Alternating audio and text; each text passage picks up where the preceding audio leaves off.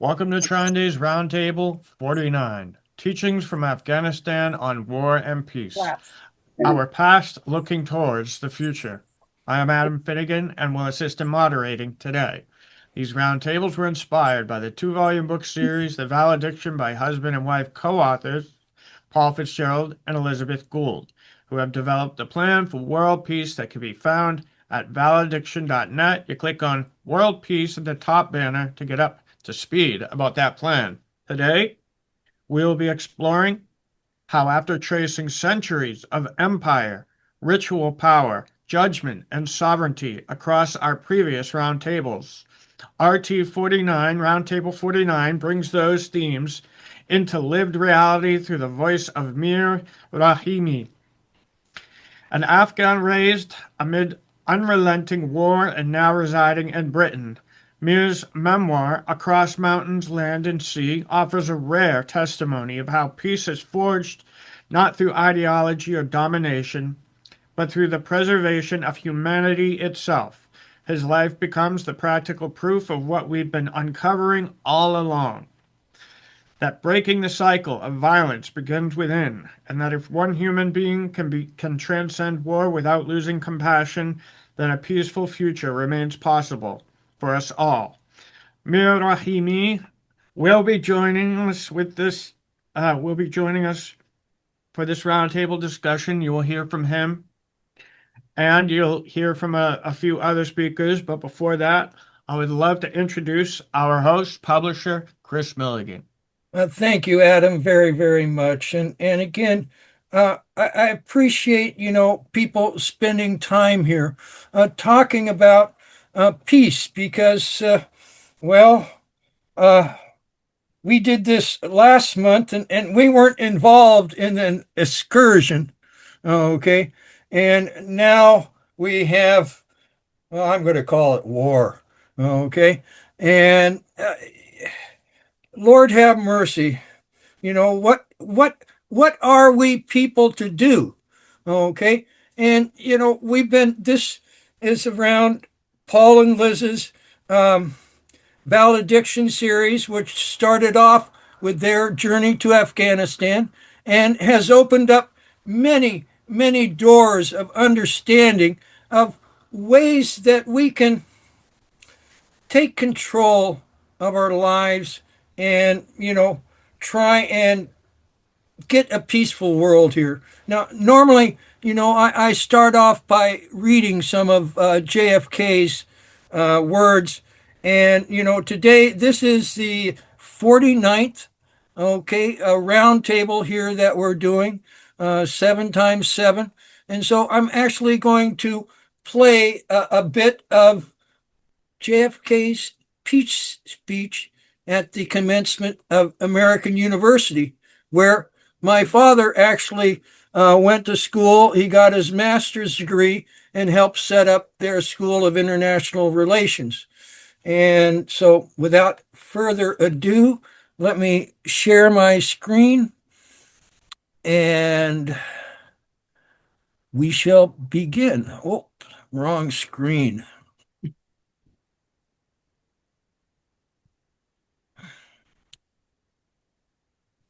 Okay, there we go.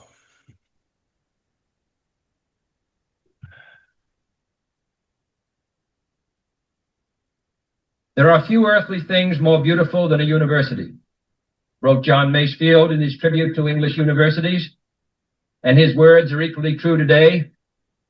He did not refer to towers or to campuses.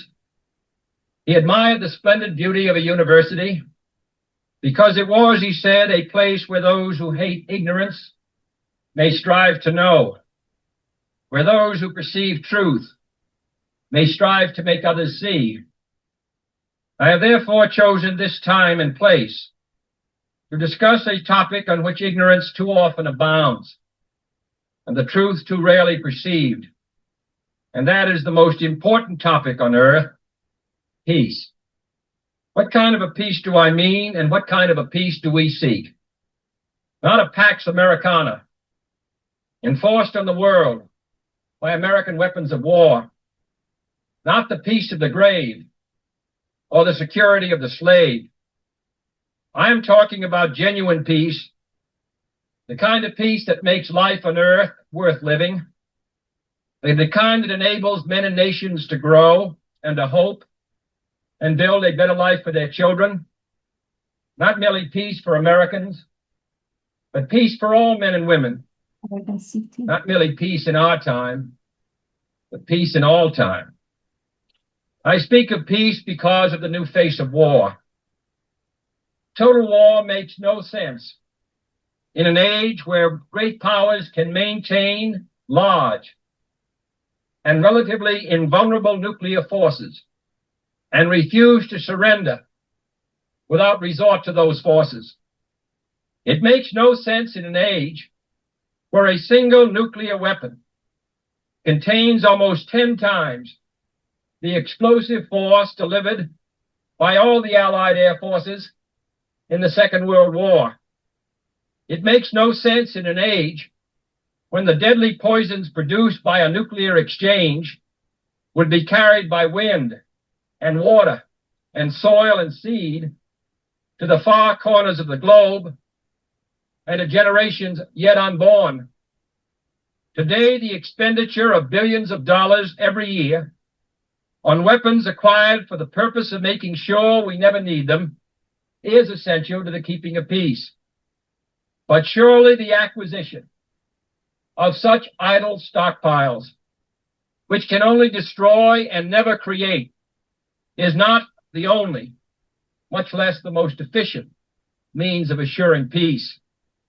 I speak of peace, therefore, as the necessary, rational end of rational men. I realize the pursuit of peace is not as dramatic as the pursuit of war, and frequently the words of the pursuers fall on deaf ears, but we have no more urgent task. Some say that it is useless to speak of peace or world law or world disarmament, and that it will be useless until the leaders of the Soviet Union adopt a more enlightened attitude. I hope they do. I believe we can help them do it. But I also believe that we must re-examine our own attitudes as individuals and as a nation, for our attitude is as essential as theirs. And every graduate of this school, every thoughtful citizen who despairs of war and wishes to bring peace should begin by looking inward, by examining his own attitude towards the possibilities of peace, towards the Soviet Union, towards the course of the Cold War, and towards freedom and peace here at home. First, examine our attitude towards peace itself. Too many of us think it is impossible. Too many think it is unreal. But that is a dangerous, defeatist belief. It leads to the conclusion that war is inevitable, that mankind is doomed, that we are gripped by forces we cannot control. We need not accept that view. Our problems are man-made.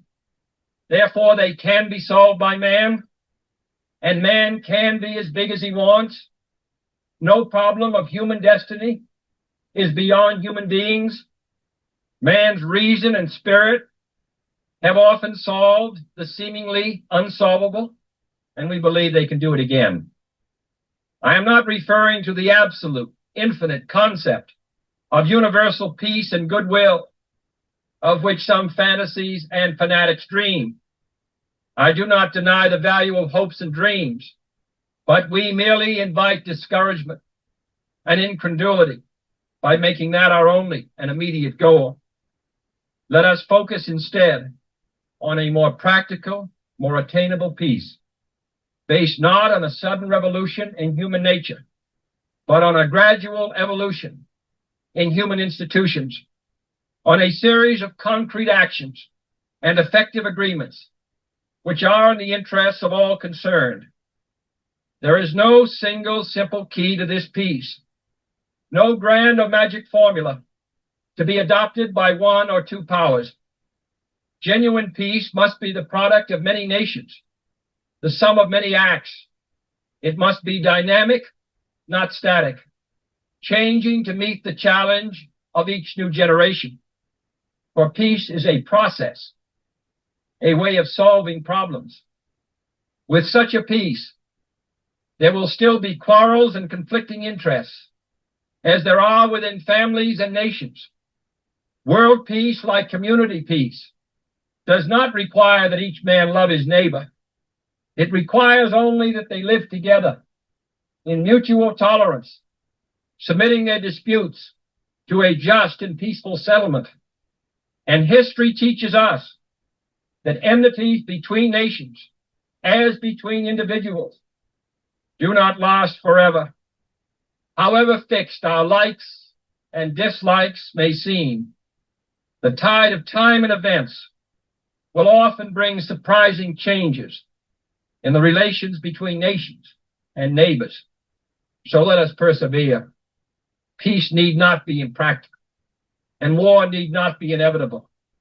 By defining our goal more clearly, by making it seem more manageable and less remote, we can help all people to see it, to draw hope from it, and to move irresistibly towards it. Well, now,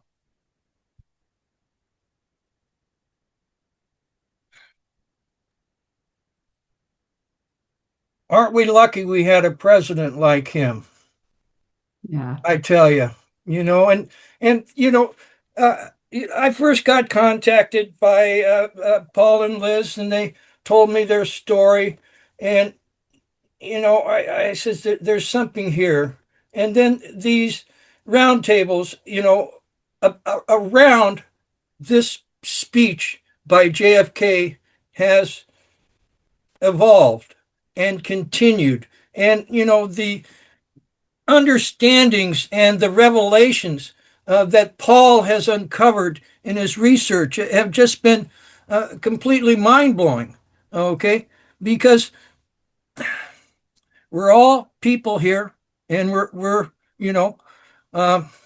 we have separate lives and whatnot, but we all journey together on this one little planet, going through space. And so, we need to learn to get along each other. One thing that's developed in these roundtables is that, yeah, we all want peace, okay, but you can't have peace without justice. And the thing that brought to fore was Henry George, okay, an American who developed a system of economics that makes capitalism a little bit more sane, you might say, okay, and so this journey is just wonderful. So now I want to introduce Alana Hartsock, okay, who out of the Henry George School of Economics has been teaching us different things about Henry George. So Alana, are you ready? Thank you. Sure. This will be quick because we can't wait to hear our special guest today. I just want to say how this process of implementing Henry George economics tax policy has been proceeding in the city of Baltimore, where we have 2 coordinators and we have a great team that meets every week, and we have legislation underway. And the coordinators just recently met with a top assistant to the mayor of the city. And so the endorsement for the policy approach is moving along quite beautifully and step by step and strategically, at the same time reaching out to community leaders and activists about how this would work, how the taxes would be relieved on the poor areas and on most working people, how we shift the taxes from the earned income of labor and production and onto this unearned income that goes to the land and the resources, the gifts of nature, which is the illicit, but unfortunately at this time legal way to accumulate wealth. So if I talked before about the economics of war and peace, I did a 5-part series with Regis Tremblay, who's in Crimea, American who lives in Crimea. And I'll get those all put together and get that out soon. And then I've been encouraged by recent meetings with Wilkes, the Women's International League for Peace and Freedom, which was the first established women's peace organization back in 1915 when they were working against World War I. Okay, so this is what it takes: people of goodwill. And this women's group, and there are some men in it, is full of really high spirited, wise, sincere women working for peace.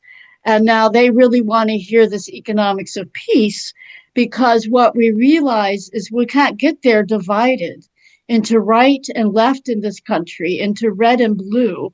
And people are dropping like flies from these two major party systems, which Ralph Nader had called one party with two heads. It's a war system that we need to move beyond.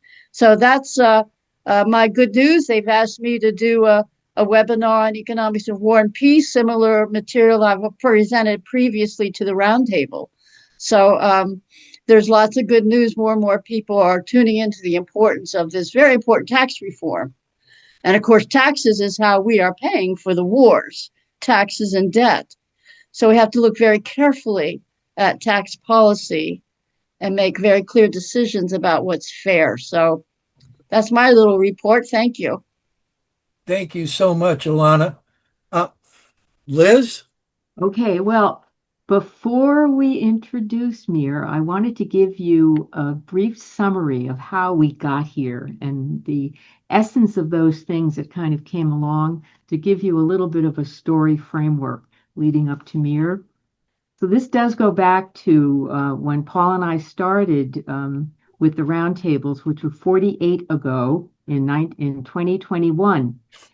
We created a plan along the way to identify those individuals who kept inspiring us to believe we could actually create a world peace movement. And it combines the brilliance of JFK and his American University speech, Henry George's Economics of Peace, and Afghan leader Bachir Khan's nonviolent peace movement. What simple truths emerged? To start, war is insane. It leads to endless war, and that is suicide. The madness has come full circle, and it is now in our schools, parks, and homes. We have given in to the part of our nature that needs to mature, but has instead been severed from our humanity. But the good news is that since we are the victims of our own design, we can change it. We have to step outside the just war doctrine delusion and see it for what it is, an untruth, a false narrative that will fall away as we replace it with the knowledge that the just war doctrine only leads to endless war. And as that truth sinks in, we can imagine the peaceful future we want and finally make it happen.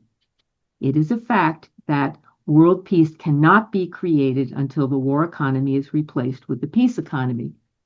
This is a continuation of Alana's point with a little bit of a short summary. Henry George's Economics of Peace will accomplish that goal of building economic justice as the foundation for world peace. His policies have been successfully implemented in the United States and around the world since the 19th century. The Georgist philosophy affirms a universal right for everyone to share in the gifts provided by nature equally. But practical reforms in finance policy begins by shifting taxes known as commons rent from the earned income on wages and to unearned income on land and natural resources. Fairly sharing this commons rent addresses the root causes of homelessness, poverty, and war itself. And now we're going to go on to JFK's peace plan, which I consider to be the centerpiece of the peace plan.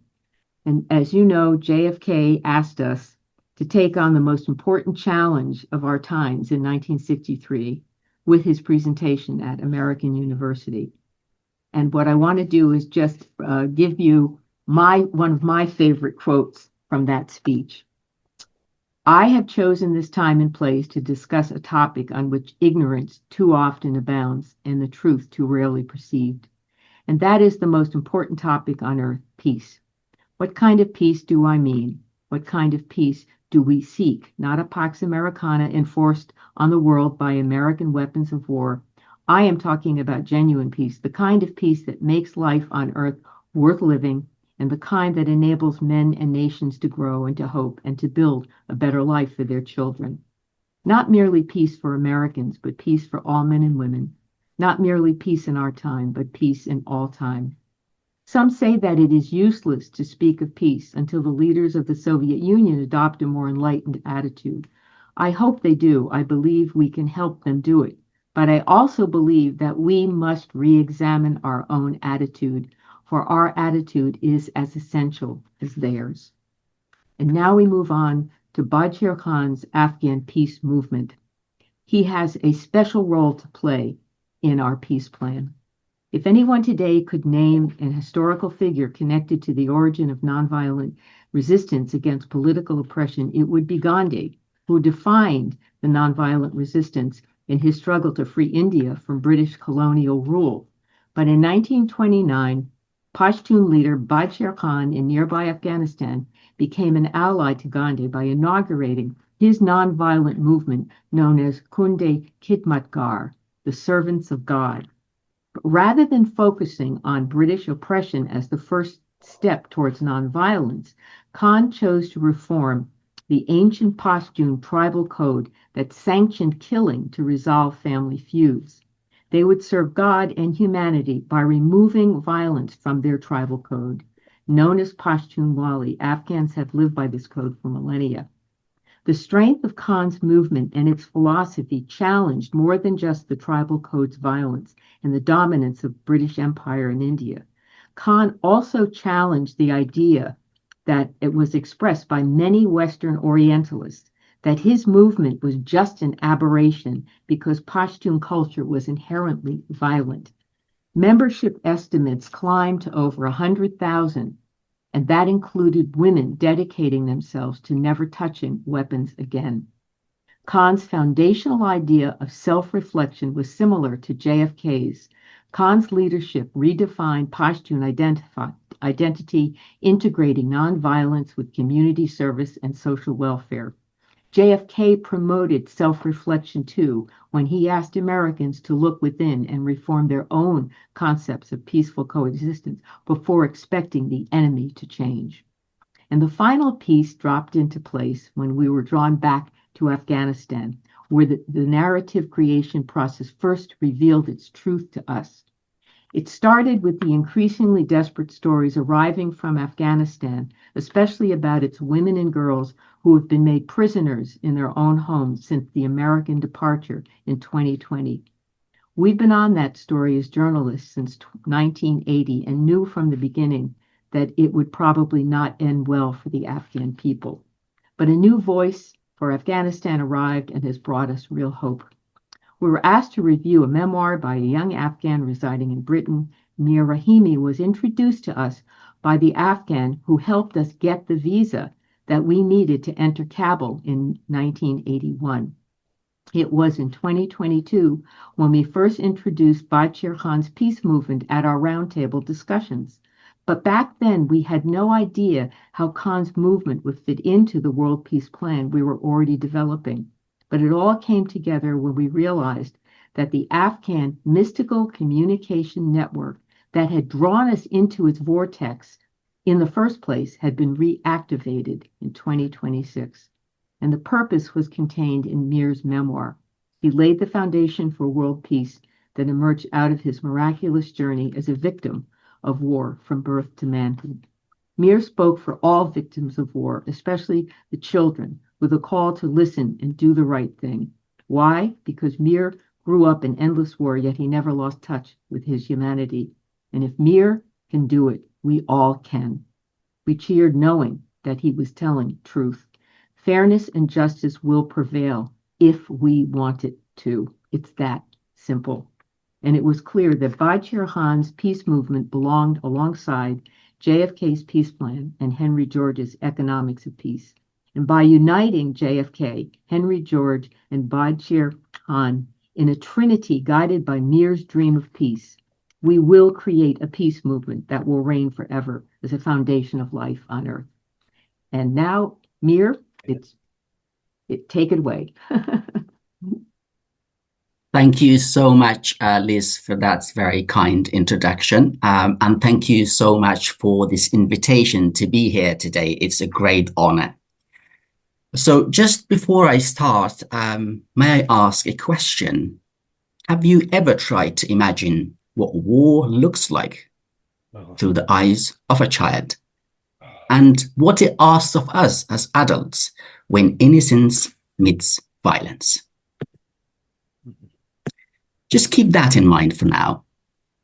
That question lies at the heart of my book, Across Mountains, Land and Sea, One Boy's Extraordinary Journey. A memoir shaped not only by my own journey, but by the journeys of countless others whose lives have been shattered by war. I was born in Afghanistan into the Hazara community, a people long scarred by persecution, displacement, and violence. My earliest memories are not of innocence, but of the sounds of machine gun fire piercing the night, and my mother whispering, "God is kind, everything will be all right," as rockets split the sky. When I was just a little boy, she touched the back of my head, a silent goodbye. I crossed mountains, lands, and seas, clinging to the thinnest thread of hope. On the Mediterranean Sea, as a storm rose, I nearly drowned. A boy beside me cried, "I don't want to drown. I want to see my mother again." I still hear his voice. I eventually reached the United Kingdom, a boy who had seen too much and understood too little. Yet I was one of the fortunate ones. I found safety. I rebuilt my life. I had the chance to go to university and search for answers to the question that had haunted me since my childhood. Can peace be more than a pause? Can justice be more than a promise? And can humanity be more than just a word? I wish I had those answers, but I have learned that how we approach these questions reveals who we are as a society. Later, after my studies, I worked as a humanitarian alongside displaced people who had fled wars and conflicts around the world, particularly vulnerable children and young people across Africa, the Middle East, and Europe. There I saw the machinery of war continues to produce immense suffering in silence. I met children born and raised entirely in refugee camps who had never seen the world beyond their fences. I met families torn apart across borders, grieving for loved ones left behind, killed in violence, lost at sea, or simply vanished. And I met people who had lost their sense of identity long before they ever crossed a border. But they all shared one thing in common. They all had fled senseless wars. And they all dreamed of a peaceful world. Let us be clear, these tragedies, the death, devastations, the mass displacements are not acts of faith nor tempests of nature. They are man-made. They are the bitter harvest of war, greed, and injustice. They are born of systems that place profit over people and power over principle. While the powerless quietly bury their children, the powerful count their gains. For them, nothing is sacred. Everything is for sale. Our homes, our lives, our children, and even the light within our souls. It doesn't have to be this way. We can choose a different story, one grounded in peace, justice, and a fairer world. A world in which human life, whether the poor soldier sent to fight unjust wars, or the poor innocent child caught in the crossfire, is never reduced to collateral. Peace is not naive. Peace is necessary. As John F. Kennedy once warned, mankind must put an end to war before war puts an end to mankind. He reminded us of something profoundly simple and yet very important. He said, "We all inhabit this small planet.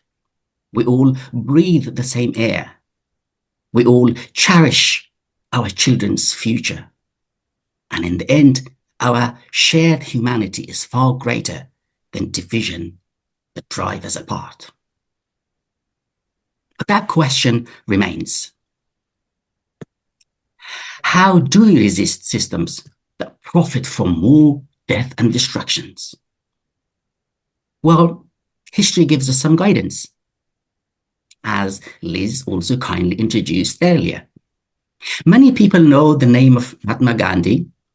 Far fewer people know about the name Basha Khan, an Afghan man who founded one of the most disciplined non-violent movement of the 20th century. It was called Khudai Khidmatgar, the Servants of God, established in 1929 under the British rule. That was not a symbolic movement.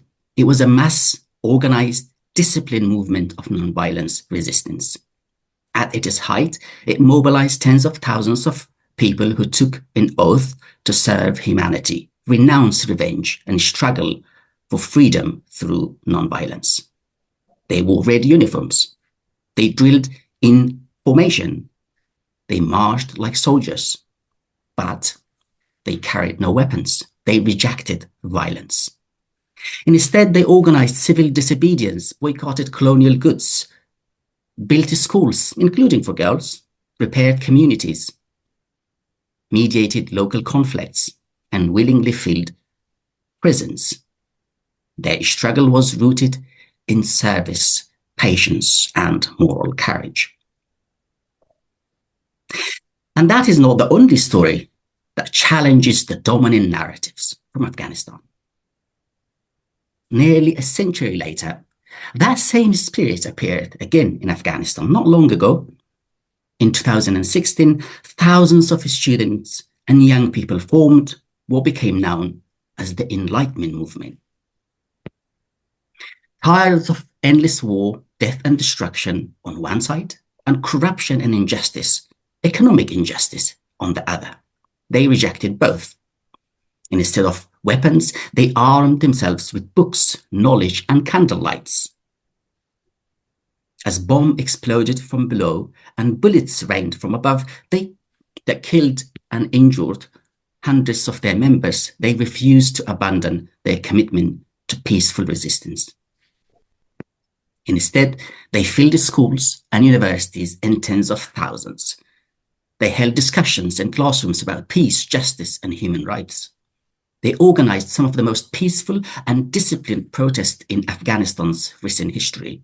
Tens of thousands of young men and women took the streets of Kabul, demanding peace, justice, and fair economic development. Even when their peaceful demonstrations were met with brutal violence, including a devastating suicide attack that killed many of their members, they refused to abandon their commitment. And yet, we hear far too little about these stories and peaceful movements. Well, their voices were suppressed, and many of their members were killed or imprisoned because the peace, justice, and fair economic development they demanded challenged the narrative of those who profited from those wars and destructions. But these movements remind of us one important truth. Afghanistan history is not defined only by conflict, as we often hear. It also carries a powerful tradition of courage without violence. Millions of ordinary people who choose knowledge and collective actions in pursuit of peace and justice. However, it is also important to mention that the tradition of nonviolence and struggle for peace is not only limited to one nation, one country, or one region. Across cultures, generations, ordinary people have organized, resisted, and mobilized often without weapons, to demand dignity, equality, and justice. Yet, in many parts of the world, these voices and struggles are easily silenced. Speaking out against injustice, war, or oppression is often forbidden in those places. In some countries, raising one's voice against powerful elites and their interests is treated not as a civic duty, but as a crime, sometimes even punishable by death or imprisonment. We are, however, fortunate in the societies we live in. We do possess some rights and freedoms that many others in other parts of the world do not. The right to assemble, to vote, to protest, and hold governments accountable to some extent. Peaceful protest remains one of the most powerful tools citizens can have to influence change. But simply having those rights alone are not enough. We need solidarity. We need moral clarity. We need the courage to stand together, shoulder to shoulder, to resist senseless wars and injustice that kill civilians, devastate communities, and displace millions of men, women, and children. We must resist by giving voice to those who do not have it and tell stories of people who cannot tell themselves. When we tell the stories of children crushed beneath bombs in their classrooms, of boys who drown before they can even learn to write their names, of girls brutalized, raped, and trafficked across borders with impunity for the pleasure of those powerful elites, we restore dignity. Yes, we are living through a moment when politics is too often fueled by division, fear, and the pursuit of power and profit. War is easily normalized. Economic anxieties are exploited, and differences are sharpened to turn communities against one another. And yet, even in times like this, the flames of hope endures, quiet, steady, and resilient. History teaches that the great revolutions do not begin in the corridors of power.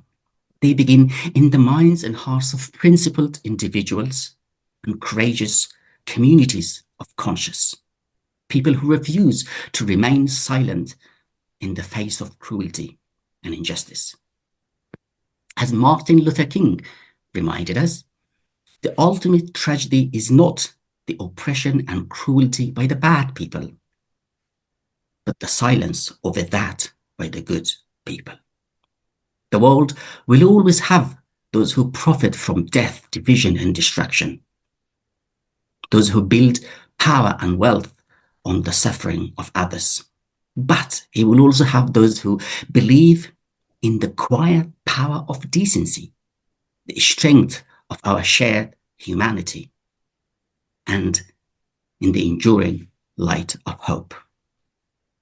Hope for peace, hope for justice, and hope for humanity. So let us be that light. Let us carry it forward together across mountains, lands, and seas. Thank you. Amen.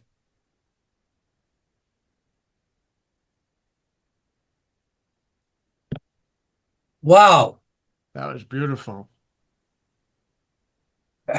Incredible. Really. And I mean, everything that you've said is absolutely correct and true, and we need to work towards it as a people. And golly wally doodle. So do we have some comments about this wonderful speaking here from Mir, and whose name means global peace? Is that correct? Isn't that amazing, everyone? Or you could say the compassionate global peace. That's first and last name, the compassionate global peace. When you do read Mir's book and find out about Mir's mother, you will understand that she must have named you Mir with a very specific intention, and she must have seen your future, really. Is the book available on Amazon, US? Yes, yes, it should be. Sorry, I should show you. I'll This grab the this is link. this is the copy of the book, and it should be available online on Amazon and many other outlets. Okay. Again, I just, I'm almost in tears. It was just one, because the we don't really forget about them, but we don't think about them enough. The children in war. I mean, it's just it's disgusting what some people are doing. I'll go that far. Anybody want to talk? Well, I just want to Okay. say, Joyce wants to, yeah. Go on, No, Joyce. go ahead. No, no, ahead. you go. I was just going to mention the fact that when I first went to Afghanistan in '81 and we got the visas and I went in there and it was just, you were surrounded by little boys and girls and the joy. I mean, it was just, by that point in my life, I was ready for a change and I didn't expect it to come from Afghanistan. But the fact is that every time that I went back, and it just renewed my belief in humanity, because the power and the joy of just living in this society, it just brought me back to a feeling of another time, another period when we could, people. I mean, there were four major ethnic groups in Afghanistan, and the Hazaras were, much a victim of some of the racism, you could call it, I suppose. But the fact is that they were still part of that particular government that was there in 1981. I believe the foreign minister and eventually the prime minister was of the same background as Mir.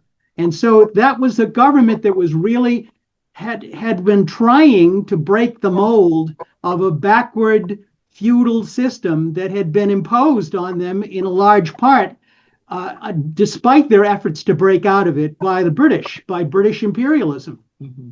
And the British were very good at extracting wealth, extracting material, whatever, from whomever they associated with, and then connecting with their ruling class, and then getting their ruling class to be even further oppressive in terms of the way they behaved. And so that was an opening to my mind. I mean, having come from a family that had migrated from Ireland, we were very familiar with the oppression. I remember going to Dublin and going to Ireland back for my first time in 1971, and just seeing the kind of austerity that was there, and it was still a hangover from British imperialism. So at any rate, I don't want to. This isn't my story. This is Mir's story. So Mira, please continue. Oh, and Joyce. You had All right. So the incredible words of JFK and the incredible words of Mir, and then you go online, and yesterday a residential center in Afghanistan was bombed. Thousands of people were killed. The girls' school in Iran. I mean, these are outside forces on these peaceful people, kids in these cases. So here we are in the midst of just horror all over the Middle East. How can we take what Liz and Paul and you, Mir, are preaching and make it do something now? Wow. Mir, you want to speak to that? We've got hands up there, Bruce. I think I don't know if that's because Bruce, you've had your yeah. hand before there. So Bruce.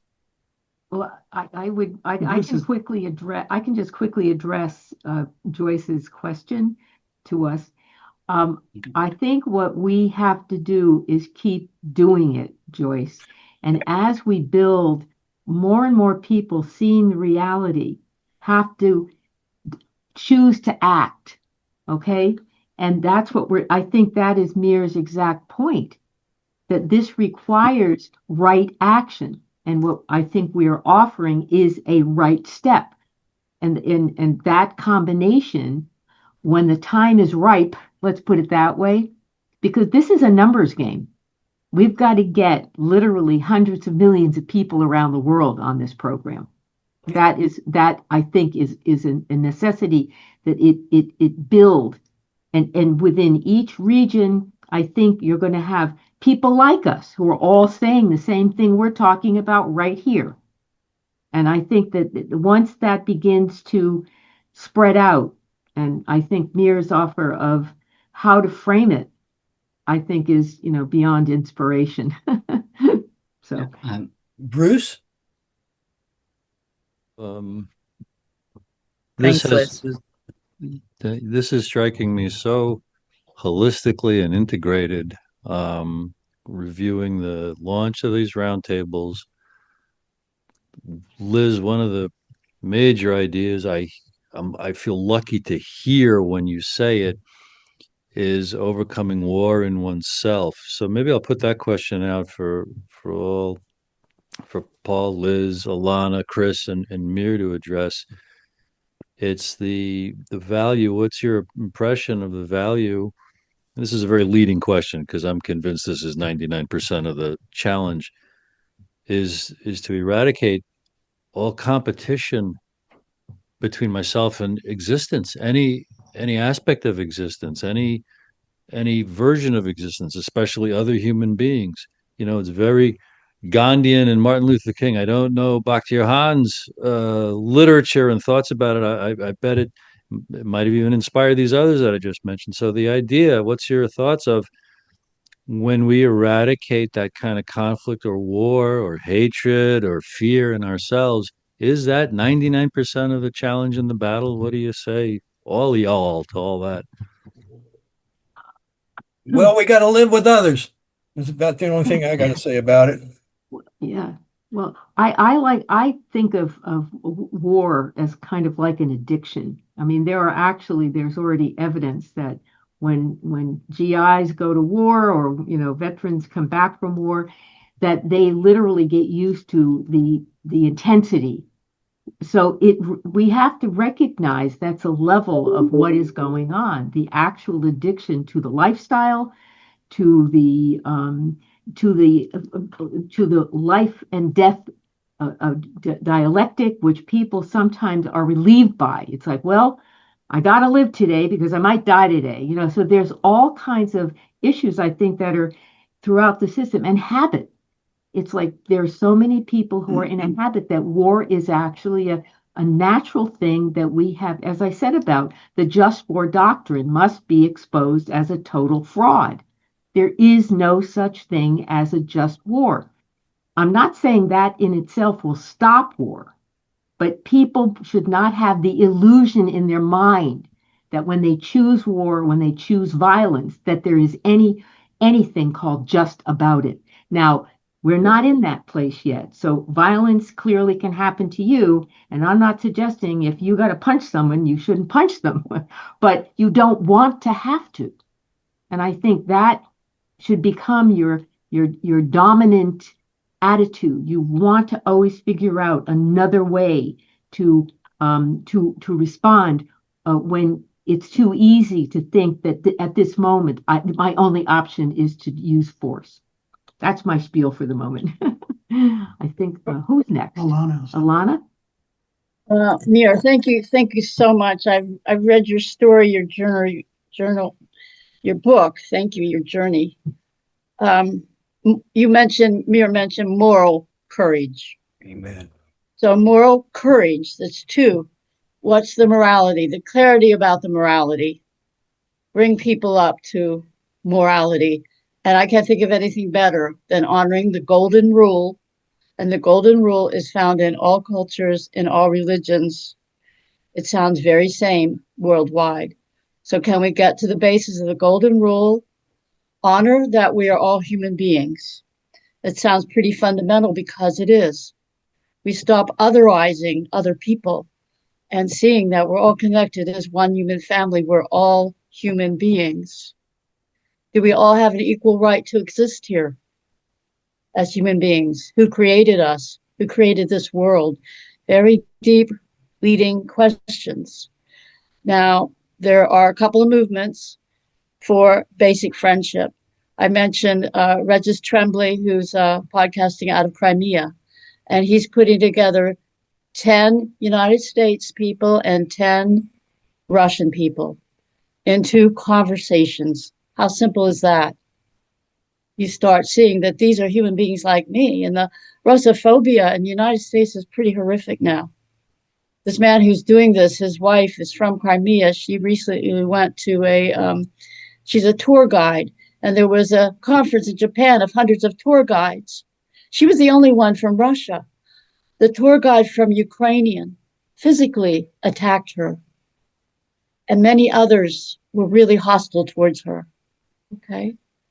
And when Regis tried to reestablish these sister cities networks, most cities and little towns, even like my town here, have a sister city in another part of the world. Ours here, one is Gotemba City in Japan. Well, there was Russian-American sister cities. When Regis tried to get that going again, the sister cities people in the United States said, we're not interested in being friends with Russian people. Mm-hmm.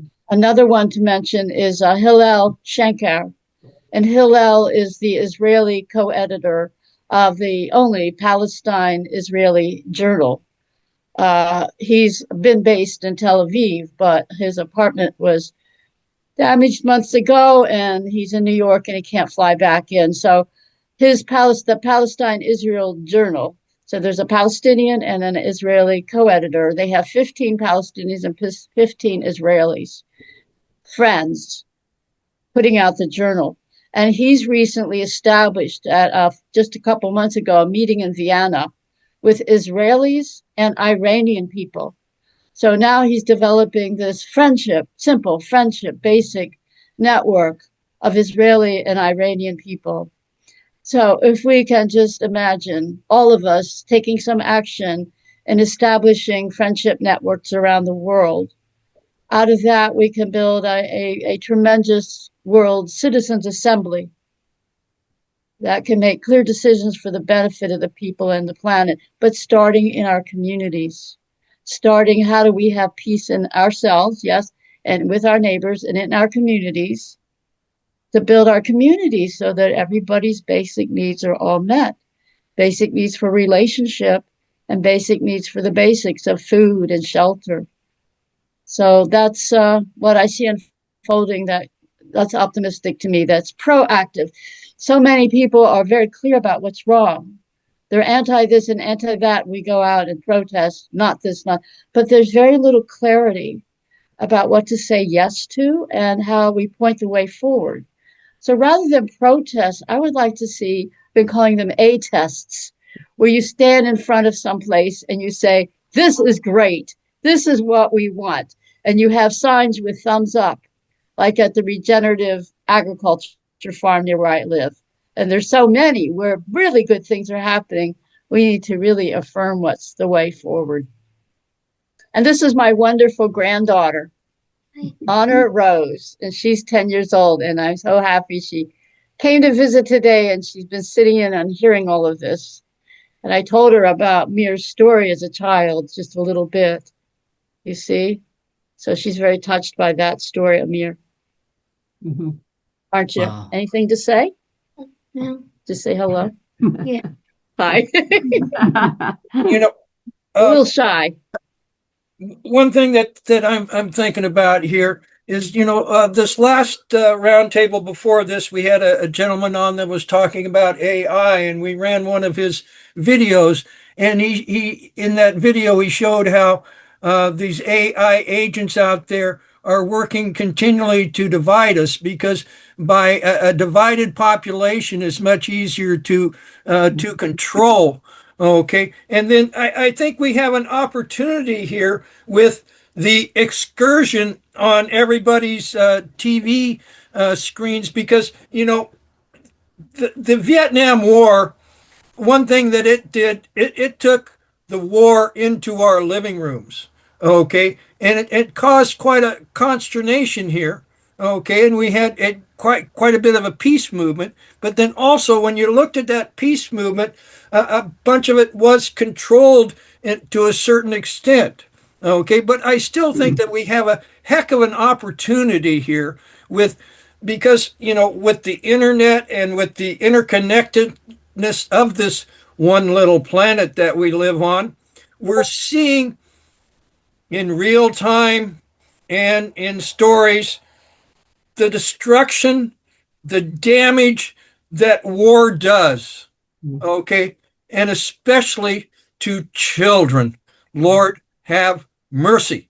Yeah. Okay. So I do think that we have an excellent opportunity here to change the world's trajectory. Mir. Thank you so much, Chris. I think you touched on two very important points. One was that we always, well, those people who benefit from division, we lose the sight that we are all one human beings. And those divisions create this, the other, so many category of division that we believe or somehow forced to believe that this category of human being is not good. Therefore, whatever done to them is just or fine. I think we are all one human race, and we are all dreaming of peace, dignity, and a dignified life. So I think that's something that this creation of othering people is the basis for all these wars. And I think if we have that understanding that we are all human beings, you can be, whatever race, religion, color of skin, but we are all human beings. That's one thing. And I think the other thing was we often, and that could also be because of purposely, we never hear or very rarely hear about those who are impacted by war and conflict. We hear about those who create war and conflict, who is winning, who is losing, but the people who are impacted, innocent people, particularly women and children, we do not hear from them. That if we hear the amount of suffering created by these wars and conflicts, we will have a different understanding and a better understanding that suffering, most of us and most people agree, is not good, no matter who you are. But we never hear, so that is intentionally silenced. And if we do not hear, then we cannot care because we don't know. And I think one of the steps that someone mentioned was to, what can we do? I think to have sessions like this to talk about peace, but also to talk about and hear stories. I mean, I'm just one of many millions who are impacted by war and conflict. And listening and sharing those stories, I think, will create understanding and empathy, because at the end of the day, we all do care. But if we do not hear, and if we just hear that this villain created by those forces, then therefore we won't. So just talking about it is a great start. And I think I did not include in my talk about my background, but Paul kindly gave the introduction. So I come from a community that in the 1980s suffered 60 to 70% of the people wiped out. They were killed. They were massacred. So, there aren't many sort of statistics exactly, but from 60 to 70, some say 63, some say 65. And then the rest were either enslaved or some were displaced or able to get out of the country. But no one knows about it because when you are victimized, when you are impacted, you cannot, and you're not in a position to actually make your voice heard. You know, it's just those silence or silencing those people who are victimized create more opportunity for this to happen. So if we talk about it, if we tell, as I said, the stories of those people, and I have many during my professional life working with displaced people, then we can create a better understanding, not just, you know, who is waging war and who is winning and who is losing and who has more powerful weapons, but how this impacts ordinary people who have nothing to do with either side. So, you know, I do thank Paul and Liz for creating and facilitating discussion like this. So I think, as I said, as a great start, that we are all one human being, and we all, and those who suffer comes from so many different backgrounds, and that there is this powerful force that benefits from it. They want to keep those impacted silent and keep dividing and perhaps rule. Amen again. Ruth?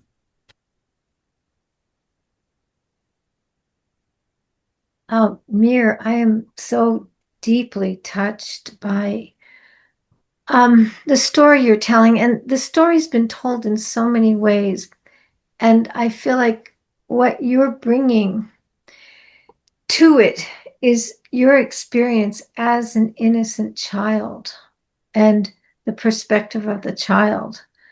What I'm thinking about is what is innocence, and what is the power of innocence. And you know, I think of the teaching, the biblical, a child shall lead them, that the innocence is the open mind, the capacity to really perceive the truth and know the truth and walk in the truth.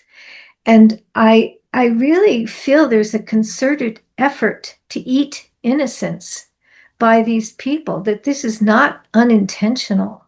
When I think about what goes on with, you know, at every level, and war itself is an eating of innocence, and even the soldiers that participate in it, their innocence is destroyed. They are destroyed as human beings, and they no longer can feel their humanity.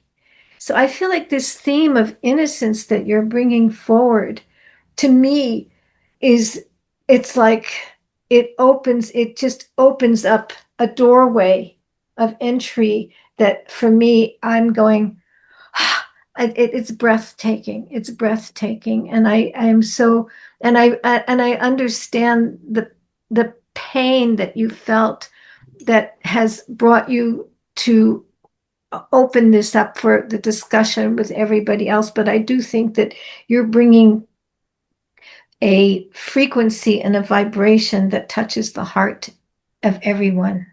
So thank you. Amen. Thank you. People have something to say? I'll say something. I really enjoyed Mir's speech, and I was thinking what I should probably do is when I make the video, I might take the clip of just his speech and make another video of it, just that speech, because it was very moving, and I think everybody needs to hear it. Amen. Powerful, powerful. Comments? Yeah. Anybody have anything to say? Yeah, it's the narrative. And you know, that's the one blessing that Afghanistan has given us, is to see it in black and white, how controlling the narrative has created disaster after disaster after disaster. And that's what's been so wonderful working with you, Chris, and your understanding and having the opportunity to talk with people about this kind of thing, about the information, and changing people's perspective about how this narrative is controlled.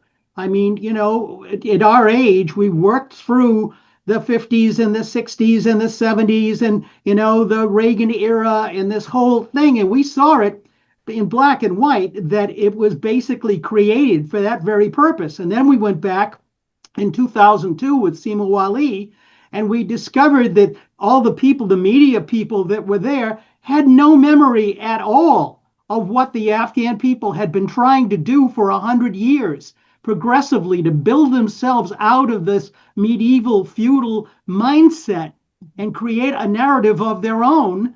And what the government was trying to do, whether it was the Marxist government or the secular government before that, was trying to do was to basically trying to establish a broad-based culture that was that Mir would be a perfect example of, allowing people like Mir to achieve office and make changes in this society. And unfortunately, what we discovered when we went back in 2002 was that these people, these news media people, had no memory whatsoever. We'd say we were here in 1983 with Roger Fisher from the Harvard Negotiation Project, and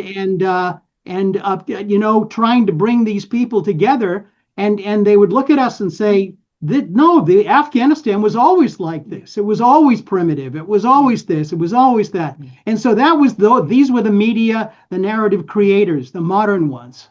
I'd just like to make one quick point about the comments that I brought up at the beginning when I introduced this subject, was about the way that the West was writing about the Afghans.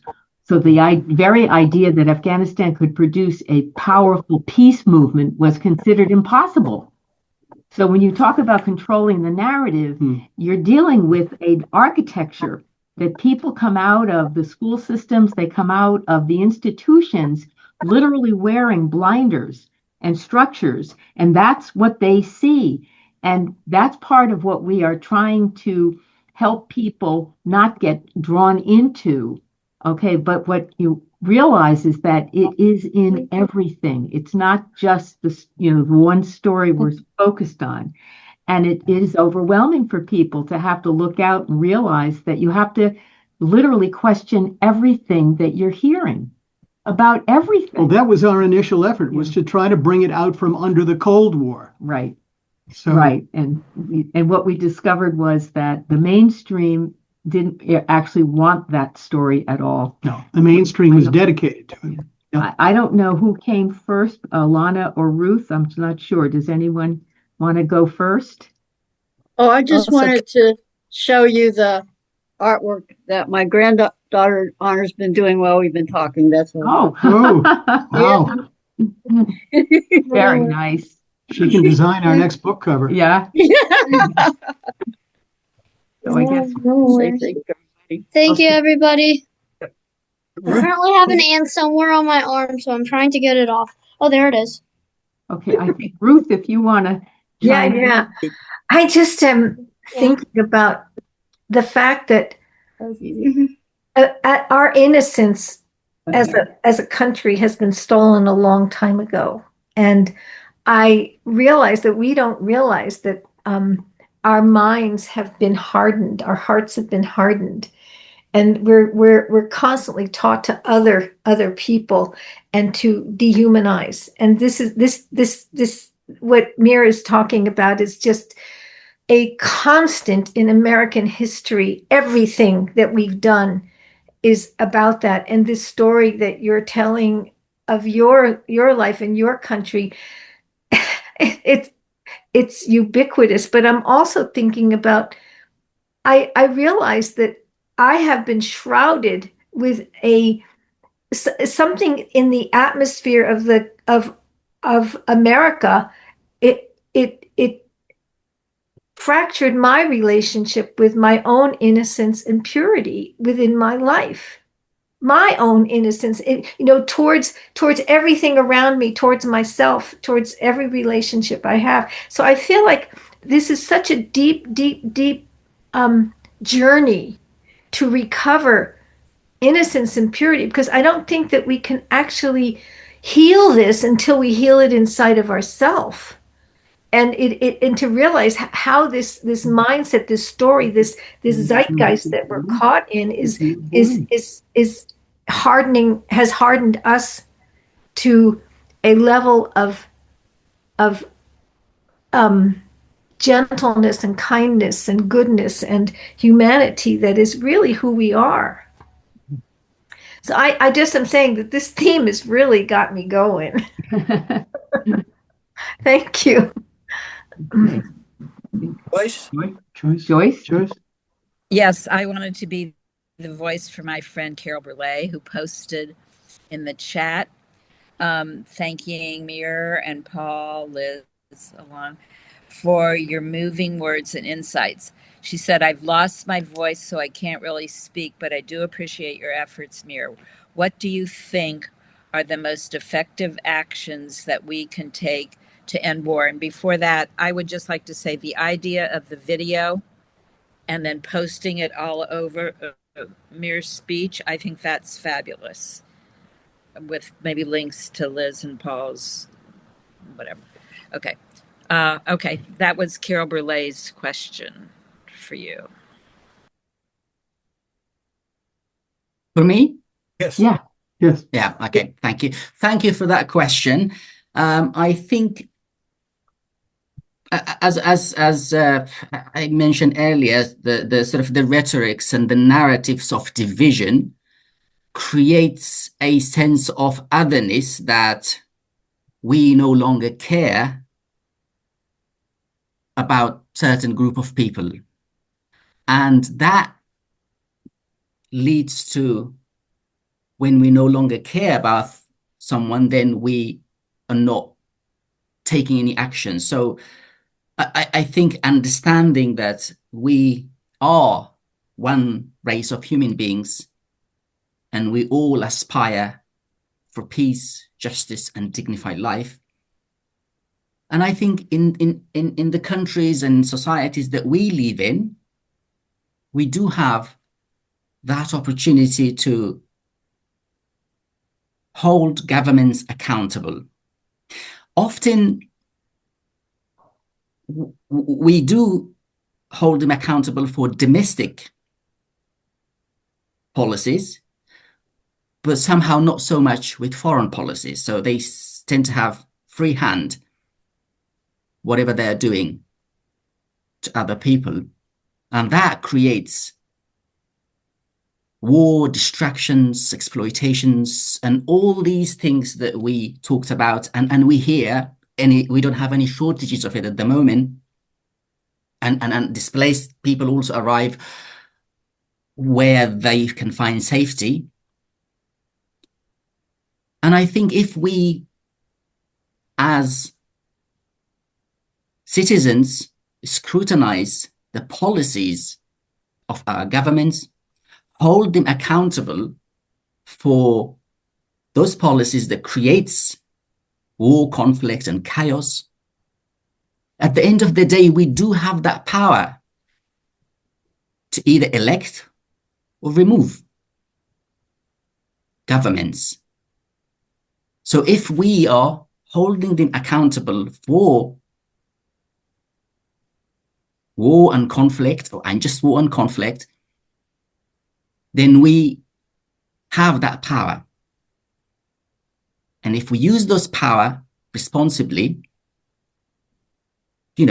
through this range of peaceful protests,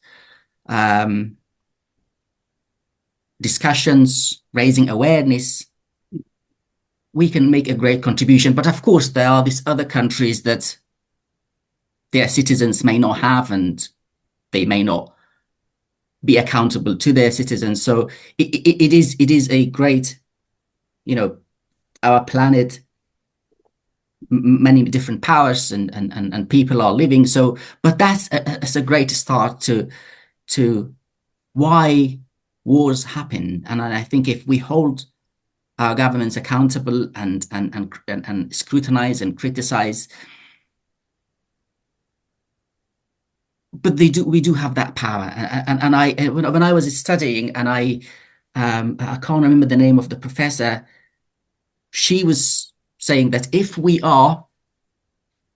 have that power, we do elect our governments, and if we are not holding them accountable for whatever they do, we do bear that responsibility because of that justification, because we put them into power. Therefore, whatever they do out there, we do have and we do bear that responsibility. So, based on that logic, we do have responsibility in whatever they're doing, particularly in our names, but also we have that power to hold them accountable for all these, peaceful protests,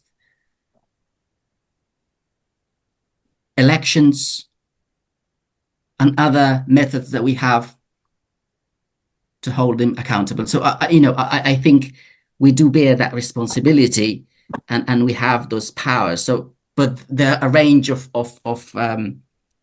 techniques and opportunities we do have to do that. So, I would say that to be aware and our eyes open what they're up to out there. I think that where we are now shows that we haven't done that in the United States, because 20 years after Iraq, here we are.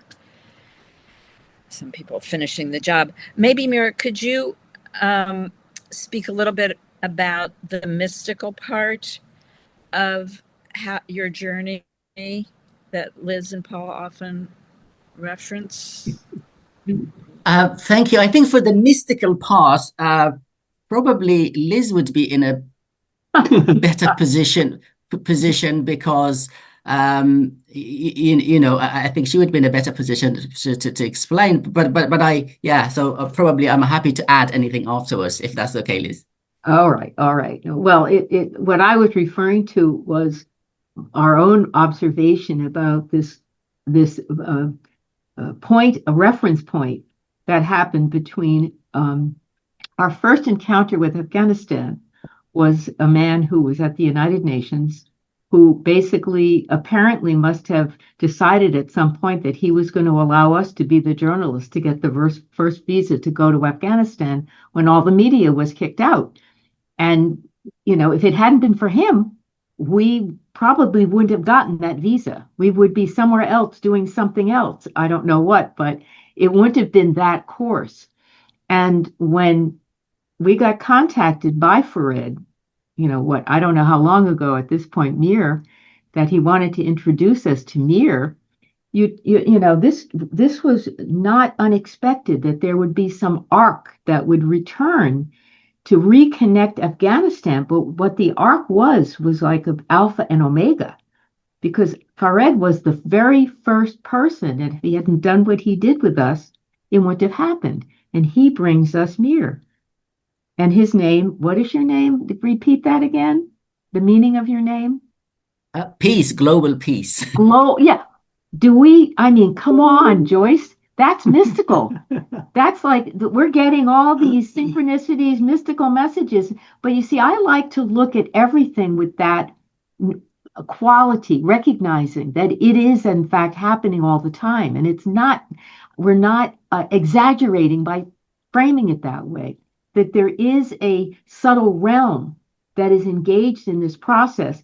And as you're building to some kind of reality, that subtle realm is participating with you. So when we decided to literally try to build, what we're calling a world peace movement, right? And it was connected, obviously, originally to JFK's peace plan, but the idea that Afghanistan should play a role in our relationship to Afghanistan and our sense of tragedy about what happened to the Afghan people, all the responsibility for the most part of the United States. So that to us is, like what could we do to try to make up for what our country had done to this poor country? Poor little Afghanistan became the place where the United States had decided to win the Cold War against the Soviet Union, and to hell with destroying Afghanistan. In fact, we had the opportunity to ask Chuck Cogan, who is the chief of the Directorate of Operations for South Central Asia, from 79 to 84 for the CIA, and we asked him outright, when you used Afghanistan for the place to draw the Soviets in, I said, didn't you care about what was going to happen to Afghanistan? He outright said no. We won the Cold War. That's all he cared about. So I think that and again, in terms of your point about holding these people accountable, but you can see that what we're seeing now is more and more people are beginning to recognize, and that was my earlier point about realizing that this is a movement that is happening mystically in the sense that the thinking we're doing and putting out and taking seriously is getting around. The dreams, the subtle realm, the way in which these things move through the system. Okay. And I just happen to believe that if you literally articulate it and you actually make it conscious to yourself, that empowers that realm for you. So that's why I consider the amazing message. And also, I want you all to remember that our daughter Alyssa, 10 years old, had the dream with Paul's father, and she was accompanied by a man who turned out he was in her dream. He was 800 years old to her, but in reality, we found him an actual picture of him, the 19th century Irish American mercenary who fought in Afghanistan, married an Afghan princess, and all of that. He's the model for the man who would be king in the 19th century by Kipling. All right. And it was like a message to us from Paul's father that Afghanistan is very important to you in ways you haven't completely connected to yet. And it was like a reminder. And I think this is part of the fulfillment of that. A great deal of what happened in the 19th century with British colonialism and other nations as well, European colonialism, was considered to be mystical imperialism. They were bringing this high-minded European Platonic agenda that was inspired by this onward Christian soldiers motif into the darker regions of the earth. That was the way they expressed it. And it's been referred to as mystical imperialism, and Cecil Rhodes was a big promoter of it. And so today we have a number of major American political figures who are Rhodes scholars.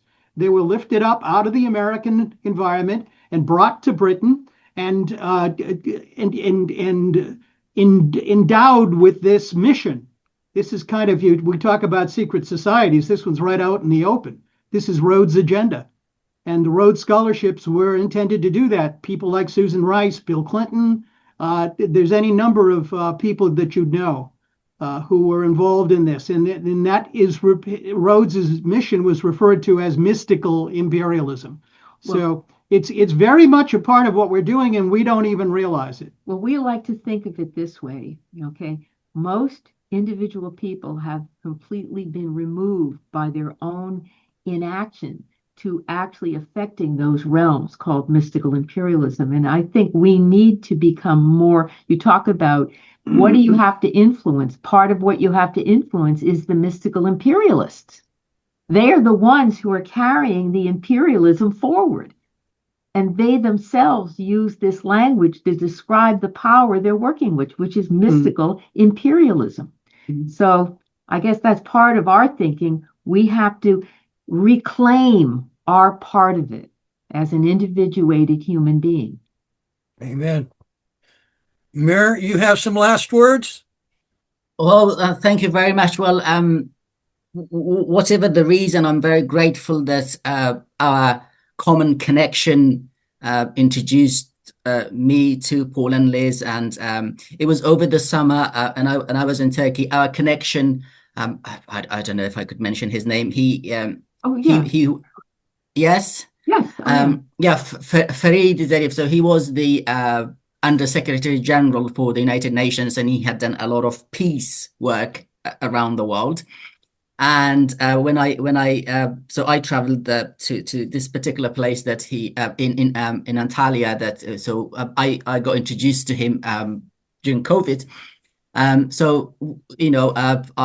We talked about my book, and then he immediately thought of you, Paul and Liz, and he said that I can put you in contact with them, and I didn't expect a very quick response because Paul and Liz are very renowned authors and busy. So, very quickly I received the response, and I went through my publisher, but they said, forget a publisher. Let's get in touch. So we've been exchanging emails, and they were so supportive ever since. And I'm so grateful for that, because it has to be mystical, because that wouldn't have happened. And having these sort of opportunities to, not just you, Paul and Liz, but also this great group of people that we talk about something, peace and justice, that we all care about. And I think hopefully this mysticism leads to something that we can make a contribution in promoting peace and justice around the world. Amen. Amen. Well, it's not only narrative control, it's also quote unquote nation control. Because, the Afghanistan that Mir grew up in, Afghanistan used to be a bit bigger and whatnot, but the British went in there and, chopped things up, whatnot, for their control. And, Trine Day is also, we published a book. We weren't the first to publish it. It's from the 1800s. It's a first novel done in Oregon. It's called The Bridge of the Gods. And its basic story is this preacher man from Boston in the 1600s goes across the country to Oregon, and he I'll make a long story short. He falls in love with this half Chinese Indian gal, and she wants to run off with him, but he's there on a mission, and his mission is to stop the blood feuds between the tribes. And that's very similar to what Mer had talked about the blood feuds there in Afghanistan. And, blood feuds are older than the Bible, Lord have mercy. There's we need to get beyond that. Okay. And I really think that, now, we've got, with the internet, okay, the personal computer, we have the ability now to have the whole world in a conversation. Okay. And like Mer talked about earlier, that's what changes things, is conversation. Okay. And because, sometimes, people don't like what they don't know, and we have the ability now to really know a lot of things if we really want to look towards it. Okay. And then again, this also brings me to the normal sign off that I do, which is onward to a better future for our children. And I want to play here again from the JFK peace speech. Okay. His one of his things here. So.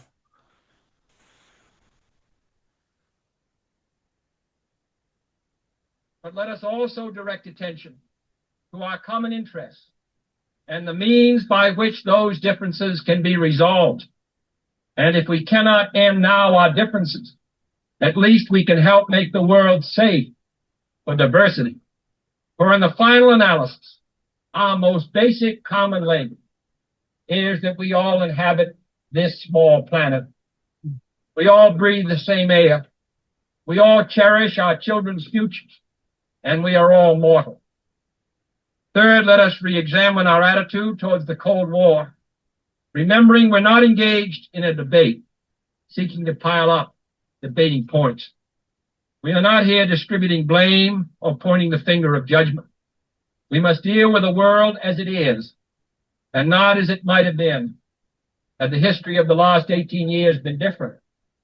We must therefore persevere in the search for peace, in the hope that constructive changes within the communist bloc might bring within reach solutions which now seem beyond us. We must conduct our affairs in such a way that it becomes in the communist interest to agree on a genuine peace, and above all, while defending our own vital interests. Nuclear powers must avert those confrontations which bring an adversary to a choice of either a humiliating retreat or a nuclear war. To adopt that kind of course in the nuclear age would be evidence only of the bankruptcy of our policy or of a collective death wish for the world.